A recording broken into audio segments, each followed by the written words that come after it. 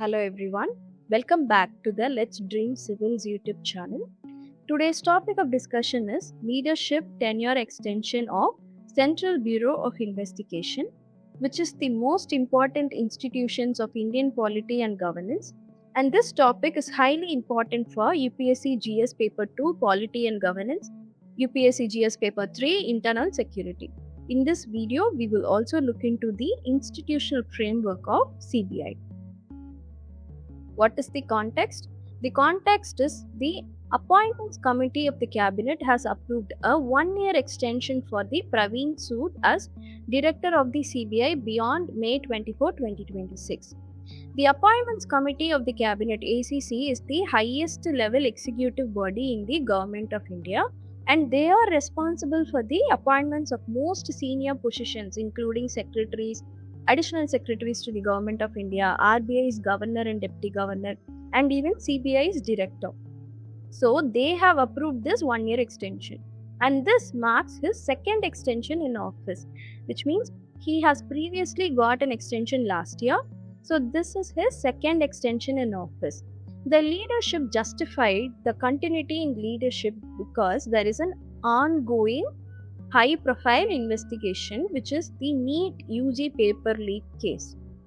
So they are saying if there is a leadership change during a sensitive investigation, it can affect the investigative independence and the administrative continuity. The decision to expand his tenure was based on the recommendation from a high-powered selection committee, which is chaired by the Prime Minister. When the decision comes from a committee which is chaired by the Prime Minister, it also raises the concerns regarding the executive influence over repeated extension for the CBI's director. The legal and the nodal status. CBI is not a statutory body, which means CBI is not created by any act of the Parliament. It derives its investigative powers from the Delhi Special Police Establishment Act of 1946. It is an executive body, which is very important to remember.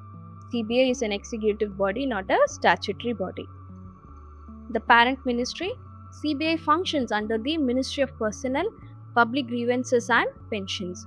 CBI serves as the nodal agency for Interpol in India. It also assists the Central Vigilance Commission and the Lokpal. So now you can see there is an absence of an independent statutory framework for CBI. And CBI is highly administratively linked to the central government.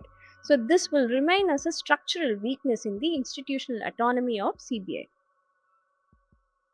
And then comes the selection mechanism. How a CBI director is selected. So the director is appointed on the recommendation of a 3-member panel. So in this 3-member panel, one will be a chairperson and there will be other 2 members. So first, Prime Minister of India will be the chairperson of this selection committee, and then the first member will be the leader of opposition in the Lok Sabha or the leader of the largest opposition party, and then the second member will be the Chief Justice of India or any nominated Supreme Court judge. So this mechanism was designed to reduce the unilateral executive control so that it ensures the participation from the executive, opposition and also the judiciary. The genesis and the mandate. CBI evolved from the Special Police Establishment Act 1941, which was primarily formed to investigate the corruption in the World War II.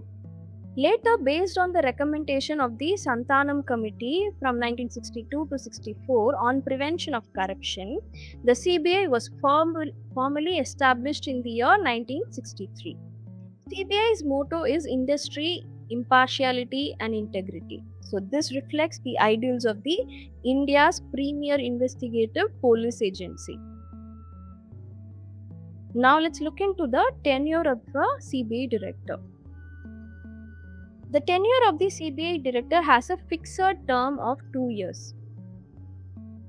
Now, the DSPE Amendment Act of 2021 allows that the tenure of the CBI director can be extended by 1 year at a time up to a maximum of 5 years. That is, the fixed tenure is 2 years, and the government can grant up to 3 separate 1-year extensions for a maximum of 5 years.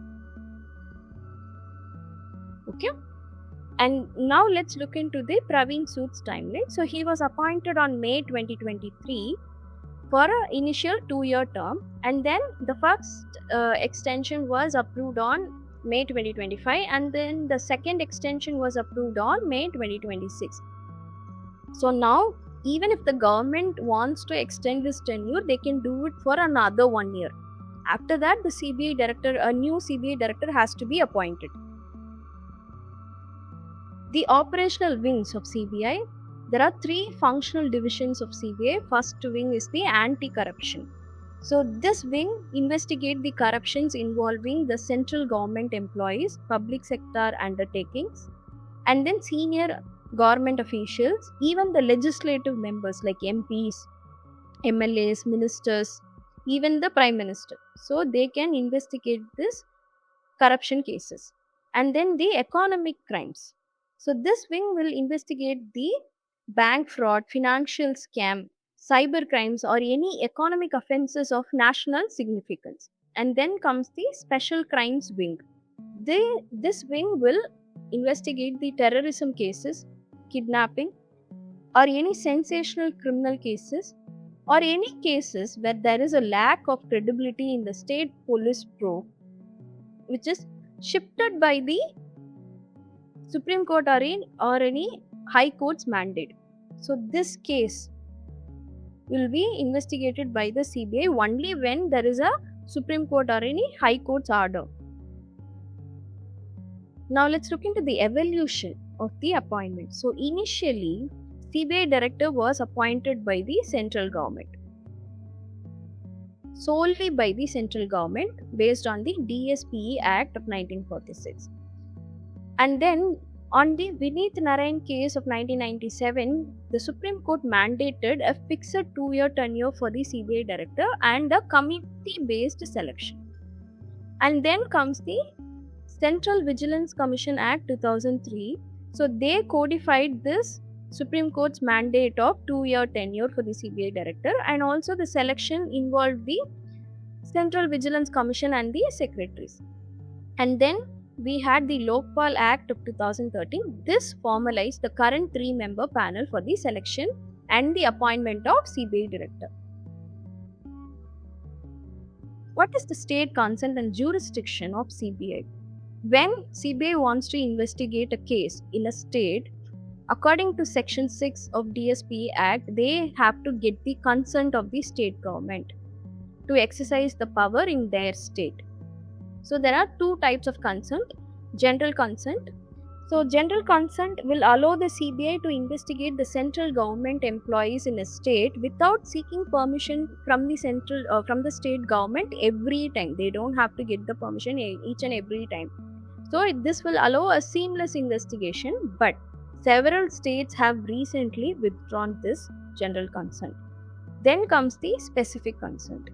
If the general consent is withdrawn, the CBI has to seek permission to the state government on a case-by-case basis. Every time they have to seek the permission. There is one exception, that is Supreme Court and High Court mandate.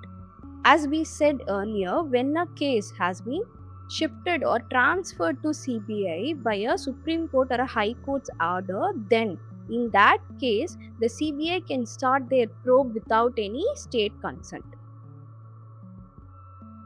Thank you everyone for watching. If you find this video helpful, kindly subscribe to the channel for more such informative videos. Thank you. Stay tuned.